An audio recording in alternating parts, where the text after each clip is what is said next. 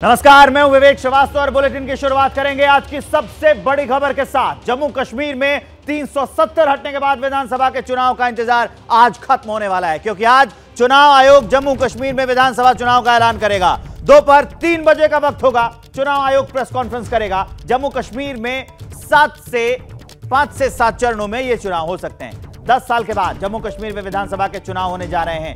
370 हटने के बाद जम्मू कश्मीर में विधानसभा के चुनाव होने जा रहे हैं। इस लिहाज से यह फैसला और यह ऐलान काफी अहम हो जाता है। सुप्रीम कोर्ट भी कह चुका है कि 30 सितंबर से पहले जम्मू कश्मीर में जो चुनाव हैं वो संपन्न करा लिए जाएं। चुनाव आयोग ने कई दौरे किए हैं, कई मीटिंग्स हुई हैं। मंथन के बाद गृह सचिव से भी हाल में ही मीटिंग हुई थी। उसके पहले जो टीम है चुनाव आयोग की वो जम्मू कश्मीर पहुंची थी और उसने दौरा किया था, हालात जाना था। अब बड़ी खबर ये निकलकर सामने आ रही है कि जम्मू कश्मीर में विधानसभा के जो चुनाव हैं वो हो सकते हैं और सुरक्षा के मद्देनजर बाकी चुनाव अच्छे तरीके से कराए जा सके, इसलिए ये भी खबर है कि 5 से 7 चरणों में ये चुनाव जो है वो कराए जा सकते हैं। 10 साल के बाद जम्मू कश्मीर में विधानसभा के चुनाव होने जा रहे हैं, तो ये फैसला, ये खबर वैसे भी काफी अहम हो जाती है। सबको प्रेस कॉन्फ्रेंस का इंतजार है चुनाव आयोग की कि 3 बजे कितने चरण में चुनाव होंगे और क्या क्या चुनाव आयोग ने तैयारियां की हैं वो आज चुनाव आयोग बताएगा। क्योंकि जम्मू कश्मीर में 370 हटने के बाद, जब से वो यूनियन टेरिटरी बनाया गया था, उसके बाद से भी ये विधानसभा के चुनाव काफी अहम हो जाते हैं।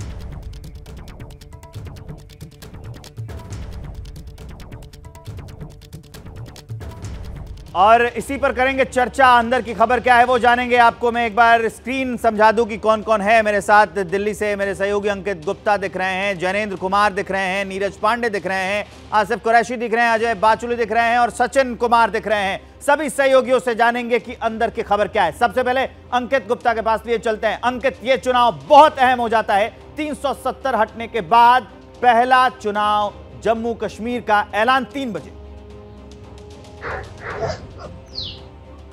जी बिल्कुल, काफी महत्वपूर्ण हो जाता है क्योंकि पिछले 10 सालों से इस बात का इंतजार किया जा रहा था। हालांकि 2014 में चुनाव हुए थे, उसके बाद से ये हो रहा था कि अगले 5 साल बाद जो चुनाव होना था, लेकिन उससे पहले ही अनुच्छेद 370 के खात्मे की बात हो गई और अनुच्छेद 370 के खात्मे के चलते जो जम्मू कश्मीर जो एक राज्य होता था वो यूनियन टेरिटरी में तब्दील हो गया। और उसके साथ ही में अनुच्छेद 370 के खात्मे के बाद में वहां पर हालात को सामान्य करने में काफी वक्त लगा और इस बात को जो है चुनाव आयोग भी समझा, केंद्र सरकार भी समझी और मामला सुप्रीम कोर्ट में पहुंचा तो सुप्रीम कोर्ट ने भी समझा। लेकिन अभी जो पिछले साल जब 370 अनुच्छेद को खात्मे को लेकर के जब सुप्रीम कोर्ट में याचिकाएं आई थी तो सुप्रीम कोर्ट ने उस दौरान अपना फैसला देते हुए 370 को जिस तरह से खत्म किया गया उसको तो सही ठहराया, लेकिन उसके साथ ही में केंद्रीय चुनाव आयोग से कहा कि वो 30 सितंबर तक चुनाव संपन्न करवाए और चुनाव आयोग ने उसकी कवायद भी शुरू कर दी। लेकिन उससे पहले होने थे लोकसभा चुनाव। लोकसभा चुनाव हुए, जम्मू कश्मीर में हुए, अच्छे से हुए, मतदान प्रतिशत भी बढ़ा और उससे एक उम्मीद जगी कि अब हम विधानसभा चुनाव भी अच्छे से करवा सकते हैं। केंद्रीय चुनाव आयोग ने हाल ही में अभी 1 हफ्ते पहले ही दौरा किया जम्मू कश्मीर का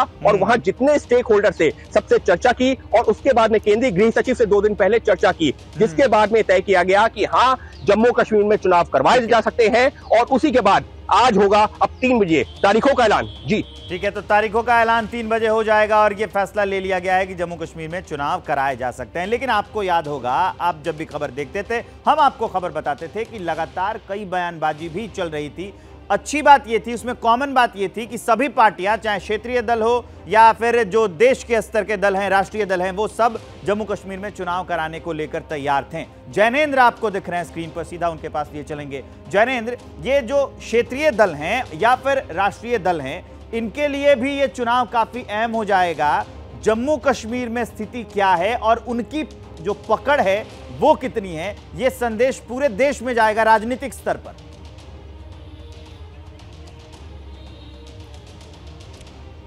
बिल्कुल विवेक, और खास तौर पर जिस तरीके से राम मंदिर के निर्माण के बाद अयोध्या बीजेपी हारी है, विपक्ष के पास एक मौका है कि 370 हटाए जाने के बाद जम्मू कश्मीर विधानसभा चुनाव में बेहतर प्रदर्शन करके, बल्कि बीजेपी को वहां पर हरा करके एक और मैसेज देश में देने की कोशिश करे।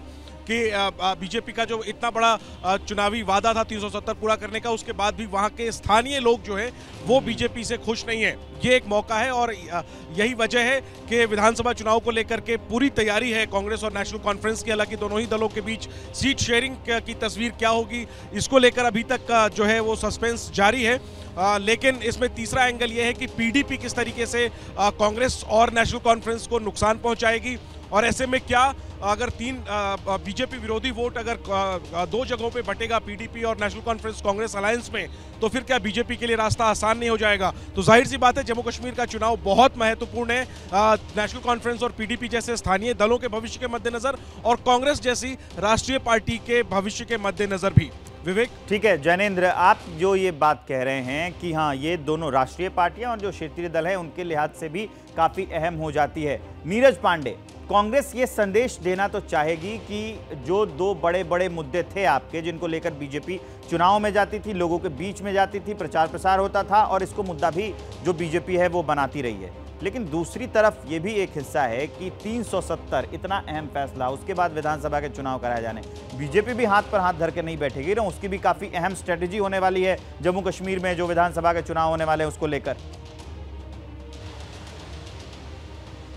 निश्चित रूप में विवेक, जम्मू कश्मीर कई लिहाज से बहुत महत्वपूर्ण है। सबसे पहली बात यह कि 370 हटने के बाद ये पहला चुनाव होगा। भारतीय जनता पार्टी का प्रयास होगा कि इस चुनाव में ज़्यादा से ज़्यादा सीटें जीती हैं, ताकि इस बात की तस्दीक की जा सके, इस बात का प्रूफ दिया जा सके कि जम्मू कश्मीर ने 370 को एक्सेप्ट कर लिया है और जम्मू कश्मीर से 370 हटाना सही रणनीति है। तो भारतीय जनता पार्टी का पहला प्रयास यही होगा कि जमहूरियत को फिर से जिंदा करना और साथ में अपनी पोजीशन को और बेहतर करना, ताकि इस बात का मैसेज दिया जाए कि 370 हटाना कोई गलती नहीं थी, कोई गलत फैसला नहीं था, बल्कि ये एक सोची समझी फैसला है और जम्मू कश्मीर के लोगों ने उसे एक्सेप्ट भी किया है और उनको भी एक्सेप्ट किया है। दूसरी तरफ विपक्ष का भी भविष्य इस चुनाव में दांव पे लगा है, क्योंकि विपक्ष को भी ये जम्मू कश्मीर की जनता ये बताएगी कि ये जो फैसला हुआ है उसके बाद आपकी हैसियत क्या है, आपकी स्थिति क्या है। यदि वो विपक्ष को फिर से एक बार जिताते हैं या उनको मौका देते हैं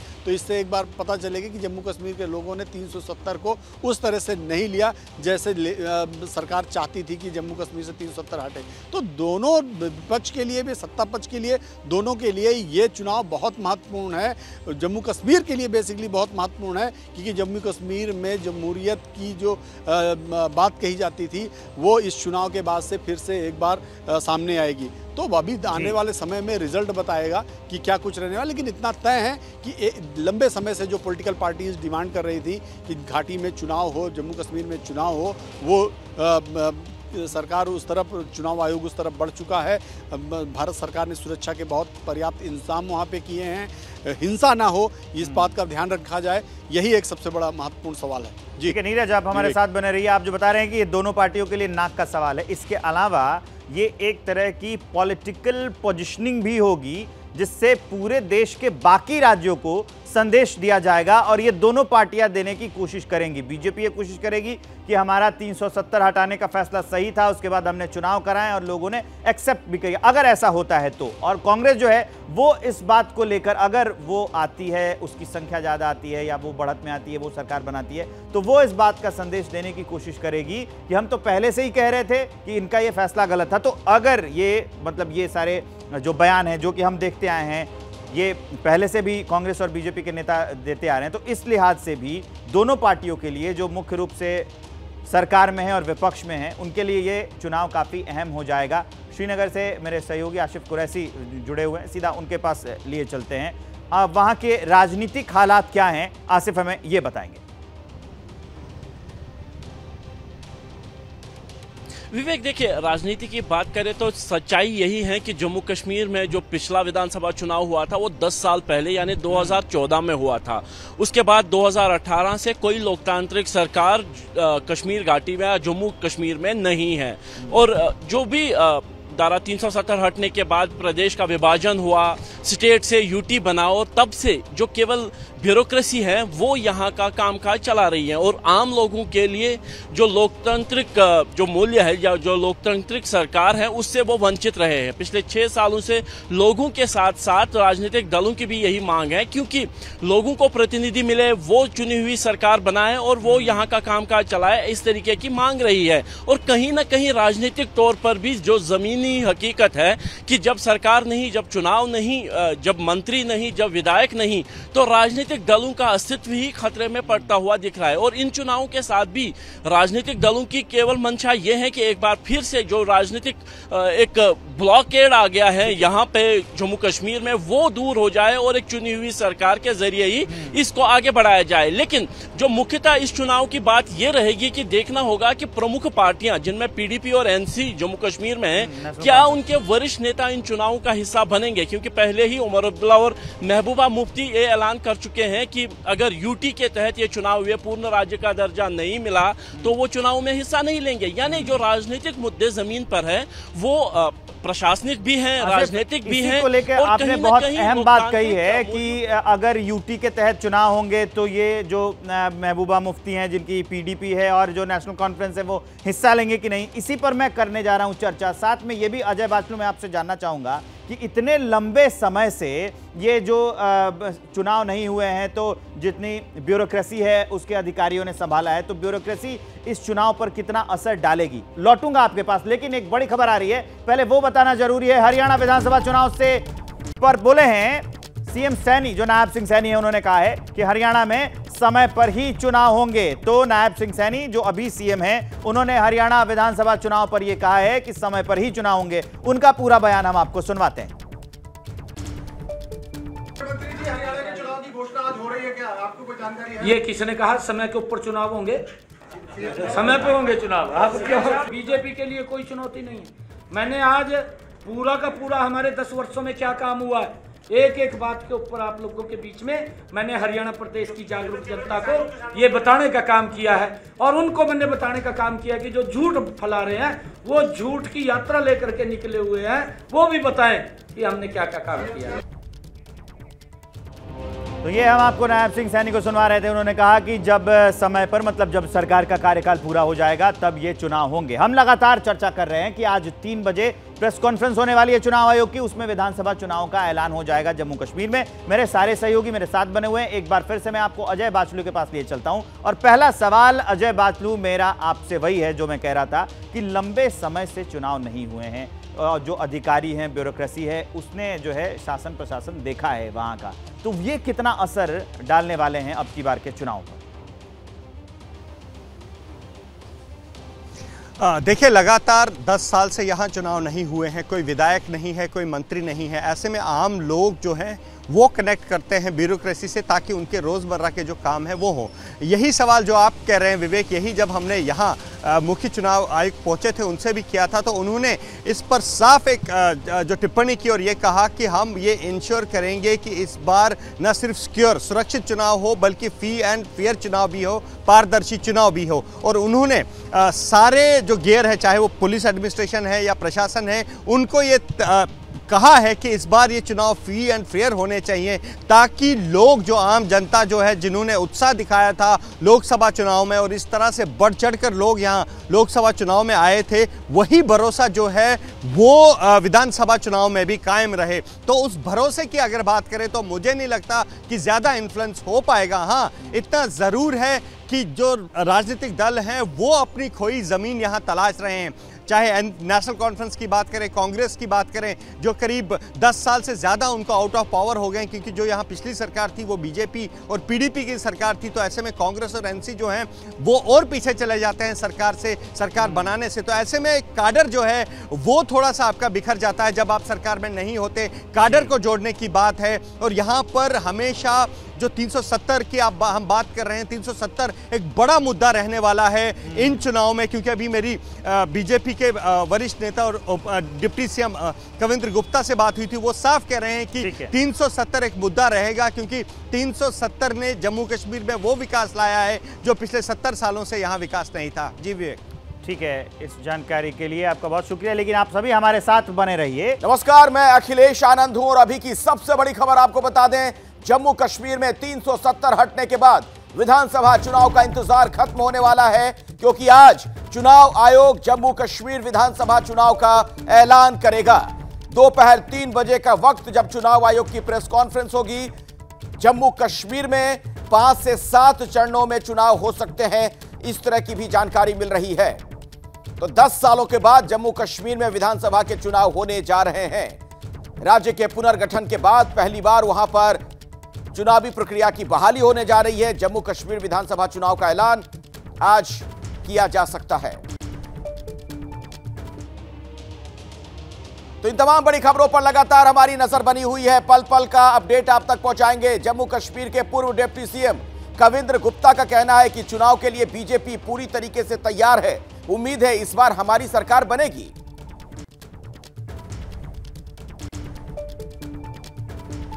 कितना तैयार है बीजेपी, क्योंकि अभी आप हाल ही में लोकसभा चुनाव संपन्न कराकर हटे हैं, कितनी तैयारी कितनी? देखिए, हमने पिछली बार केवल समझो 2 लोकसभा पर हम लड़े, 36 सीटें थी उसमें और 32 पर हमने जीती है।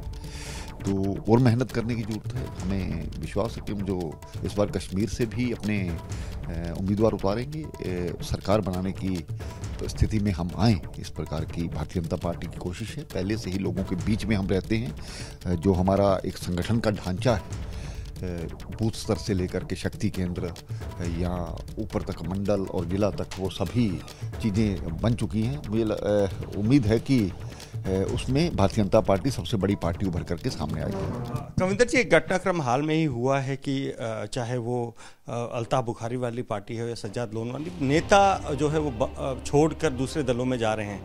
आपको लगता है कि ऐसे 2 पार्टियों का टूटना कहीं ना कहीं आपको फायदा देगा? देखिए, जहाँ तक कश्मीर की पार्टियों का सवाल है, हमने ये देखा है नेशनल कॉन्फ्रेंस और पीडीपी के जो 2 पूर्व मुख्यमंत्री थे, उनको भी हारा। लोगों की एक माइंडसेट चेंज हुआ है। इसी प्रकार से लोग एक नया बदलाव चाहते हैं। तो इस इलेक्शन में वो हमें देखने को मिलेगा, इस प्रकार की उम्मीद करनी चाहिए।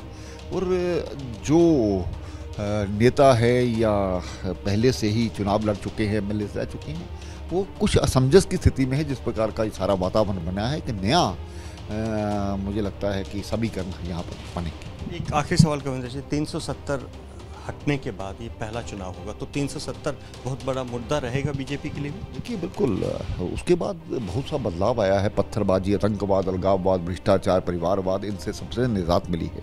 पाकिस्तान के झंडों से निजात मिली है। रोज़मर्रा के कैलेंडरों से हमें निजात मिली है। तो टेररिज्म नहीं, अब टूरिज्म पर लोग भरोसा करने लगे हैं। तो आज की सबसे बड़ी खबर, और इस पर हमारी नजर लगातार बनी हुई है। कुछ और जानकारी जुटाते हैं। दिल्ली से मेरे साथ अंकित गुप्ता मेरे सहयोगी मौजूद हैं। नीरज पांडे भी आपको नजर आ रहे हैं। जैनेंद्र के पास भी आपको लिए चलेंगे। और श्रीनगर से आसिफ कुरैशी हमारे साथ मौजूद हैं।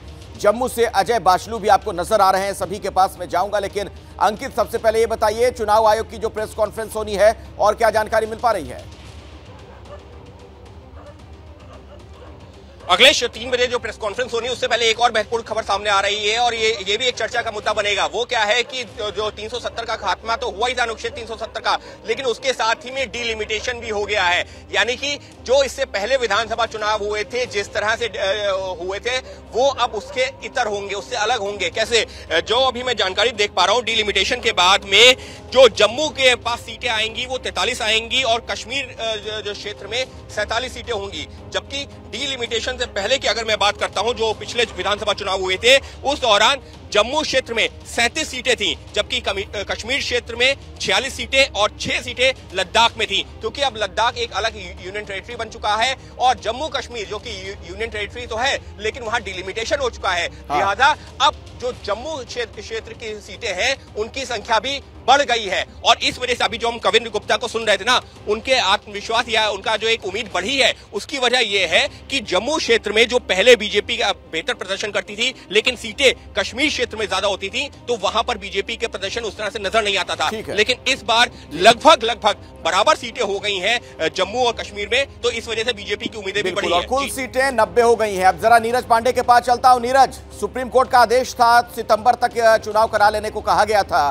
तो उस आदेश के हिसाब से भी बिल्कुल ये मुफीद समय, अब जब चुनाव की तारीखों का आज ऐलान हो जाएगा। राजनीतिक गलियारे में और खासतौर पर बीजेपी के लिहाज से जरा बताइए किस तरह की प्रतिक्रियाएं मिल रही हैं। देखिए, भारतीय जनता पार्टी बहुत कॉन्फिडेंट है इस चुनाव को लेकर, क्योंकि भारतीय जनता पार्टी ने पिछले 5 वर्षों में वहाँ पे चाहे केंद्र सरकार के माध्यम से बहुत सारी योजनाएं शुरू की, बहुत सारे काम शुरू किए। इसी दौरान कोरोना काल आया, कोरोना के दौरान भी भारतीय जनता पार्टी की जो केंद्र की सरकार थी उसने जम्मू कश्मीर में बहुत सारे काम किए। तो इस लिहाज से भारतीय जनता पार्टी इस मामले में बहुत कॉन्फिडेंट है। उनको ऐसा लगता है कि जम्मू कश्मीर में इस बार जो आम चुनाव होंगे उसमें उनको बढ़त मिलेगी, उनमें उनकी कहीं ना कहीं सरकार बनती दिखाई पड़ेगी। और हाल ही में जो डिलिमिटेशन हुआ है उनमें आप देखें तो जम्मू रीजन में जो 6 सीटें बढ़ाई गई, उससे भी एक तरह से देखा जाए तो भारतीय जनता पार्टी की उम्मीदें जगी हैं, क्योंकि जम्मू रीजन में ज़्यादातर सीटें जो भारतीय जनता पार्टी की आती थी वो जम्मू रीजन से ही आती थी और उसी के आधार पर वो सरकारों में रही हैं। चाहे पिछली बार महबूबा मुफ्ती की सरकार में भी थी तो उस समय भी भारतीय जनता पार्टी की ज़्यादातर सीटें जम्मू रीजन से ही थी, इसी वजह से वो सरकार में शामिल थी। तो इस बार भी उनको लगता है कि जम्मू रीजन से तो सीटें आएंगी, घाटी से भी सीटें आएंगी, क्योंकि अगर आप पिछले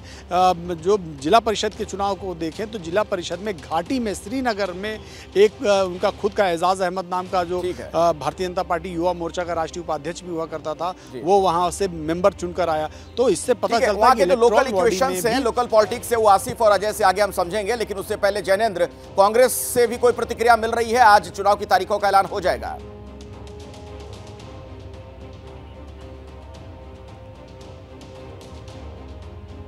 अखिलेश, एक बार अपना सवाल आप दोहरा दीजिए। मैं जैनेंद्र ये पूछ रहा हूं कि कांग्रेस कैसे देख रही है आज, जबकि प्रेस कॉन्फ्रेंस होनी है, चुनाव आयोग की, चुनाव की तारीखों का ऐलान होना है। बिल्कुल निश्चित तौर पर अखिलेश, जम्मू कश्मीर में 370 हटाए जाने के बाद चुनाव का ऐलान होना है। जाहिर सी बात है कि सुप्रीम कोर्ट में सरकार ने एफिडेविट देकर के ये बताया था कि सितंबर से पहले वहां पर चुनाव हो जाएंगे। जाहिर सी बात है कि कांग्रेस पार्टी जो है भावी चुनाव के लिए अंदरूनी तैयारी कर रही है, लेकिन कांग्रेस के सामने वही चुनौती है जो हर राज्य में उसके सामने होती है, गुटबाजी की। लोकसभा चुनाव में तो अच्छा प्रदर्शन किया है वहां पर जम्मू कश्मीर में, भले कोई सीट नहीं जीत पाई पार्टी, लेकिन 2019 के मुकाबले बेहतर प्रदर्शन किया 24 में। लेकिन वहां पर अंदरूनी गुटबाजी जो है वो चल रही है। प्रदेश अध्यक्ष को हटाए जाने की मांग बीते दिनों में कई प्रदेश के नेताओं ने आला कमान से की है। चर्चा है कि वहां पर प्रदेश नेतृत्व का बदलाव हो सकता है। हालांकि ये देखना होगा कि अगर आज चुनाव का ऐलान हो जाएगा, क्या इसके बाद भी कांग्रेस वहां पर प्रदेश अध्यक्ष बदलेगी। तो गुटबाजी एक बड़ी चुनौती है कांग्रेस के सामने। देखना यही है कि सीट बंटवारा नेशनल कॉन्फ्रेंस के साथ कितनी जल्दी और कैसे पार्टी वहां पर तय करती है, क्योंकि नेशनल कॉन्फ्रेंस और कांग्रेस का जो अलायंस है वही बीजेपी के सामने सबसे बड़ी चुनौती है। जी ठीक है, श्रीनगर से आसिफ भी हमारे साथ है। आसिफ, श्रीनगर में किस तरह की सियासी फिजा आप देख रहे हैं? आज चुनाव की तारीखों का ऐलान होना है, और दूसरी बात यह भी, हाल के दिनों में जो आतंकवादी घटनाएं बढ़ी वहां पर, क्या उसके मद्देनजर एक बड़ी चुनौती भी होगी चुनावी प्रक्रिया का सही तरीके से वहां पर समापन करना, संपन्न करवाना?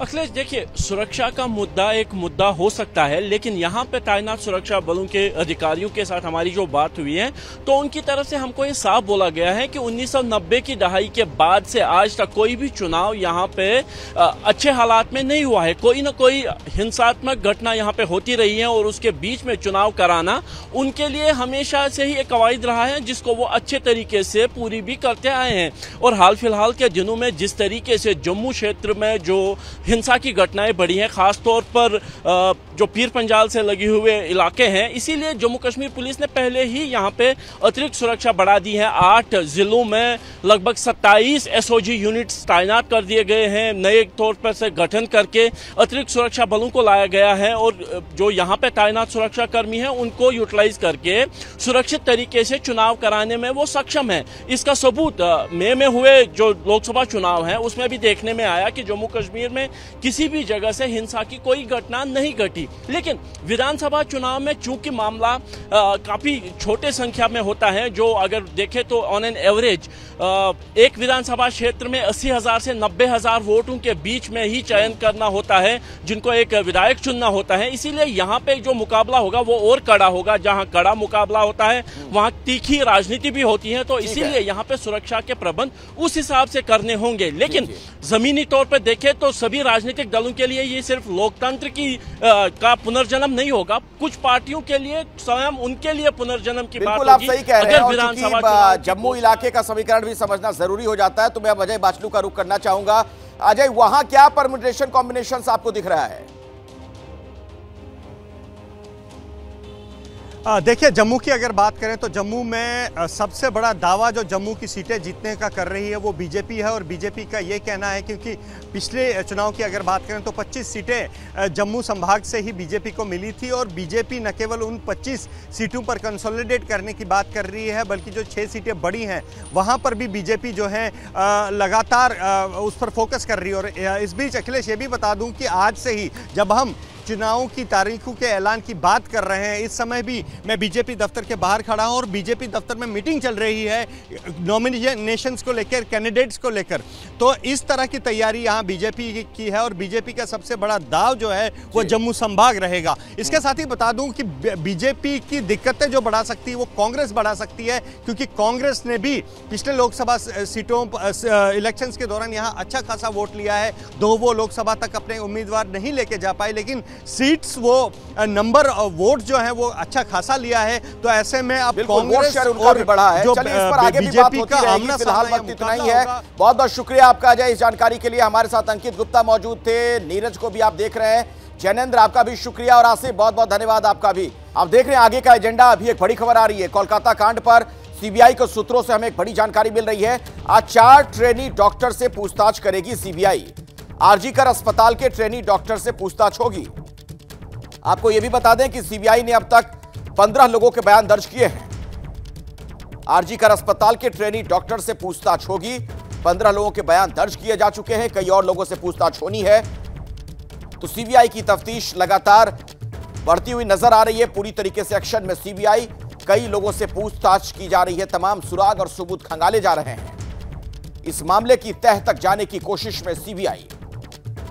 शुरुआती दौर में दरअसल कलकत्ता पुलिस पर यह आरोप लगा था कि इस मामले में लीपापोती की कोशिश की गई।